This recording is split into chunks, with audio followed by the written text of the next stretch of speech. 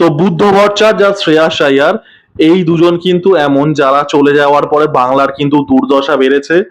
নতুন ক্যাপ্টেন আজিঙ্কে রাহানেকে নিয়ে কলকাতা ফার্স্টে ব্যাট করে 174 রান করে এবং তারা স্টার্ট কিন্তু খুব ভালো করেছিল। কুইন্টন ডিকককে জলদি আউট হয়ে যাওয়ার পরেও রাহানে এবং নারিন কিন্তু বেশ ভালো ব্যাট করছিল। রাহানে কিন্তু বিশেষ করে ভালো ফর্মে আছেন।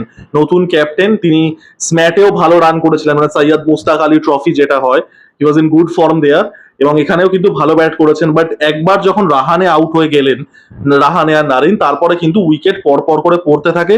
ক্রুনাল পান্ডিয়া 3টে উইকেট নেন এবং কলকাতা 174 রানই করতে পারে, যেটা শুনে তো একটা ডিসেন্ট স্কোর মনে হচ্ছে, বাট আমরা গতবার থেকেই দেখেছি যে 200-র ওপরে স্কোর কিন্তু মুড়ি মুড়কির মতো হয়ে গেছে এবং আরসিবি সেটা খুব ইজিলি, মানে বলা যায় চোখ বন্ধ করেই চেস করে দেয়। আরসিবির যে ওপেনিং পার্টনারশিপটা ছিল ফিল সল্ট এবং কিং কোহলির, ওই দুজনেই মোটামুটি ম্যাচ 90% শেষ করে দেন। তারপরে পাটিদার এসে জাস্ট একটা ফিনিশিং টাচ দিয়ে দিচ্ছেন।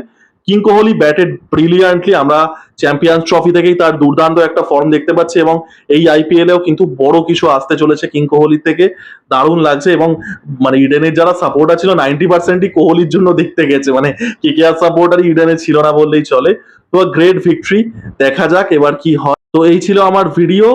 এইরকমই ক্রিকেট রিলেটেড শর্টস পেতে থাকলে, এরকমই ক্রিকেট রিলেটেড ভিডিও পেতে চাইলে আমার চ্যানেলটা কিন্তু সাবস্ক্রাইব করে দেবেন। Thank you.